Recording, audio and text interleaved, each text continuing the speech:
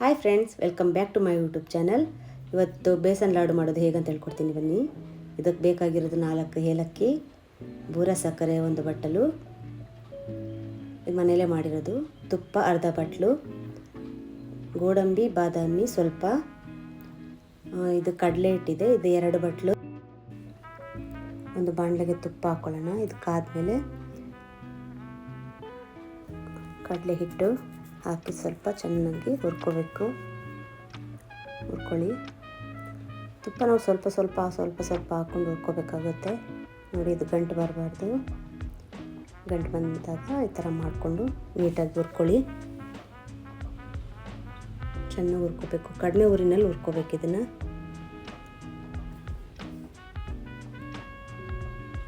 ನೋಡಿ, ಗಂಟು ಬಂದಾಗ ಈ ಥರ ಎಲ್ಲನೂ ಸ್ಮ್ಯಾಶ್ ಮಾಡಿಕೊಂಡು ಹುರ್ಕೋತಾ ಇರಬೇಕು.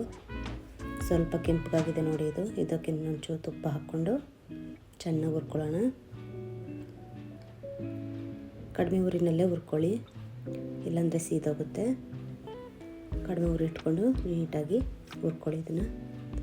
ಇದಕ್ಕೇನು ಸ್ವಲ್ಪ ತುಪ್ಪ ಹಾಕೋಣ. ಸ್ವಲ್ಪ ತುಪ್ಪ ಹಾಕ್ಕೊಂಡು ಹುರ್ಕೋತಾ ಇರಿ. ಚೆನ್ನಾಗಿ ಹುರ್ಕೊಳ್ಳಿ ಇದನ್ನು ನೀಟಾಗಿ. ಇದು ಸ್ವಲ್ಪನೇ ಬಣ್ಣ ಬದಲಾಗ್ತಾ ಬರುತ್ತೆ ನೋಡಿ ಈ ಥರ. ಇದಕ್ಕಿಂತ ಸ್ವಲ್ಪ ತುಪ್ಪ ಹಾಕ್ಕೊಂಡು ಹುರ್ಕೊಳ್ಳೋಣ. ನೋಡಿ, ಗಂಟೆಲ್ಲ ಬಿಟ್ಕೊಂಡ್ಬಿಡುತ್ತೆ ನೀಟಾಗಿ, ತಳ ಬಿಟ್ಕೊಂಡು ಬರುತ್ತೆ ನೋಡಿ ಈ ಥರ. ತಳ ಬಿಟ್ಮೇಲೆ ಇನ್ನೊಂಚೂರು ತುಪ್ಪ ಹಾಕಿ ಇದನ್ನು ಚೆನ್ನಾಗಿ ಹುರ್ಕೊಳ್ಳಿ. ನೋಡಿ ಈ ಥರ ತೆಳ್ಳಗಾಗ್ತಾ ಬಂದಿದೆಯಲ್ಲ.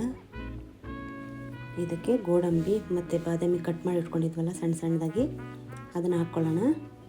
ಹಾಕ್ಕೊಂಡು ಕಲಿಸ್ಕೊಳ್ಳಿ ಇದನ್ನು ಚೆನ್ನಾಗಿ. ಈ ಥರ ಸಪ್ರೇಟಾಗಿ ನಾವೇನು ಹುರ್ಕೊಳ್ಳೋ ಅವಶ್ಯಕತೆ ಇರಲ್ಲ. ಇದಕ್ಕೆ ಸ್ವಲ್ಪ ಏಲಕ್ಕಿ ಪುಡಿ ಸೇರಿಸ್ಕೊಳ್ಳೋಣ.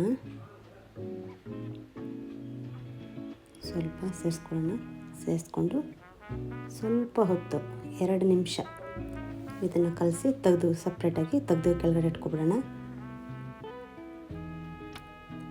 ಇದು ಚೆನ್ನಾಗಿ ಆರಬೇಕು.